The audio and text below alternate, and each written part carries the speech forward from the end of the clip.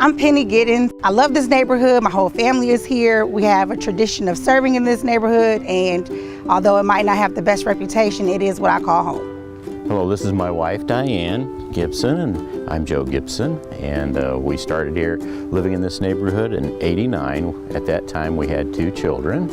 I'm AJ Zaldivar. This is my new house.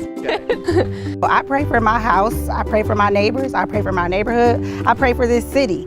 And so I think in my neighborhood especially, it matters that you have people who are positive. Smiles are free. And it goes a long way. I mean, you just don't know who's going through what or what they're experiencing. So just to say hi and smile at someone makes a world of a difference.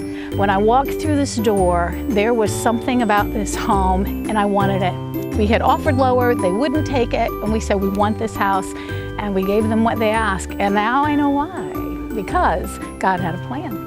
I recently moved here from Northwest Arkansas. I've heard a lot of stories of things that have happened in this neighborhood, but I don't know, that's never been a turnoff for me. I've still always been excited to live here. Hi, I'm Raina Bradley. I was on a mission field in the Philippines for a little bit, and I loved it so much that I prayed, even in my time in Detroit, just to God that He would let me live on a mission field again.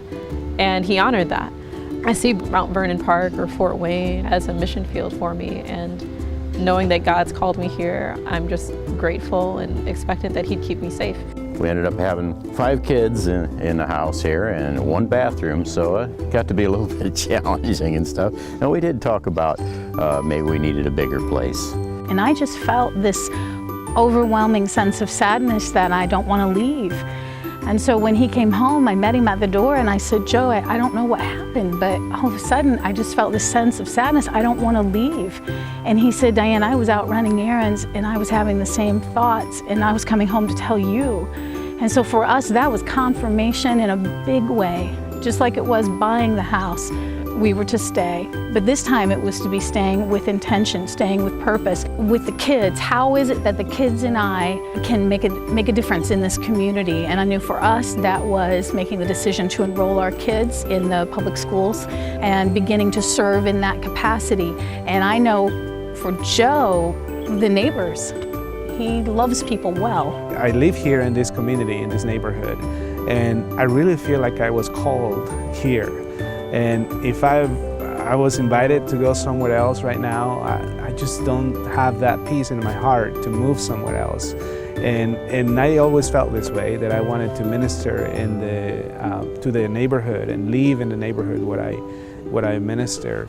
But I think there's this sense, this really strong sense of that I'm at the right place at the right time. So I know my neighbors. I know they are loving, awesome people, and you know, nothing can beat just that divine covering that you have when you feel you're on your mission field. It was real clear when the kids were younger, the difference making was through the friendships that they had and through the schools that they were in. We were just to be a light to everybody in our community, whether it was at church or wherever we are, not just in this neighborhood. You can't let that fear take control because you'll never truly get to know that person. You got to break down those barriers. Mine's probably coming more from the volunteering aspect in the schools. In the full amount of time that we've lived here, that's one thing I hope that we have not only lived that out, but that we've passed that on to our children. There have been plenty of shootings and even murders, I dare say, in this neighborhood, but that doesn't mean that everyone here is that way.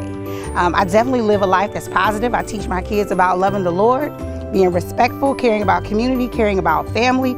So I would just say challenge yourself to not succumb to that fear or those stereotypes and come out, see for yourself, and be part of the change. If all the good people leave, then where will we be?